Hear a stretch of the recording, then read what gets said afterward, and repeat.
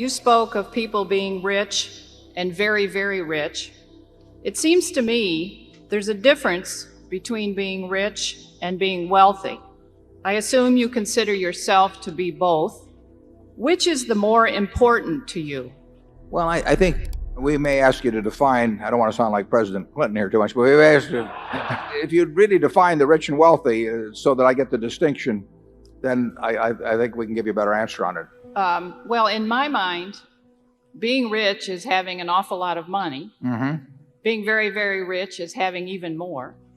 And being wealthy doesn't necessarily equate to having a lot of money. But what does it equate to then? I just want I think I know what you mean, but I still want you to clear it up before I give you an answer on it. Well, this, of course, is my opinion. I mean, you can be wealthy in health, for example, and I agree with you that certainly there'd be nothing you'd value more than good health for you, yourself and your family. But you go ahead. Well, I believe you're starting to get it. Mm-hmm. Have patience. No, there's no question about it. I mean, the money makes very little difference after a moderate level. I tell this to college students that I talk to. I mean, they are basically living about the same life I'm living. We eat the same foods. I mean, that I can guarantee you. And there's no important difference in our dress. There's no important difference at all in the car we drive. There's no difference in the television set that we sit there and watch the Super Bowl on or anything of the sort. There's really no difference in, they've got air conditioning in summer and I got air conditioning. They got heat in winter, and almost everything. So any importance in daily life, we equate on. The one thing I do is I travel a lot better than they do. Net jets.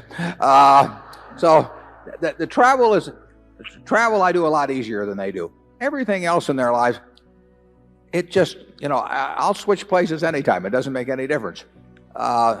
So then you get down to the things of health and who loves you. I mean, that's, if you have a minimum level of, you want to have enough so that you eat 3 times a day and that you sleep in reasonably comfortable surroundings and so on. But everybody in this room has that, and yet some of the people, by the definition that you've given, are obviously much more wealthy than others, and it's not measured by their net worth if you define it that way. And I don't disagree with that definition. I might not use the term wealth in describing it, but I'd certainly maybe call it well-being or something of the sort.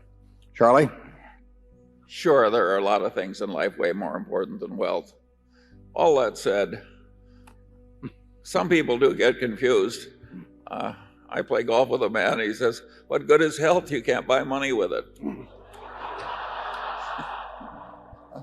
I ever tell you about Charlie's twin brother that he golfs a lot with? No, I'll take health anytime, incidentally. Yeah. So will I.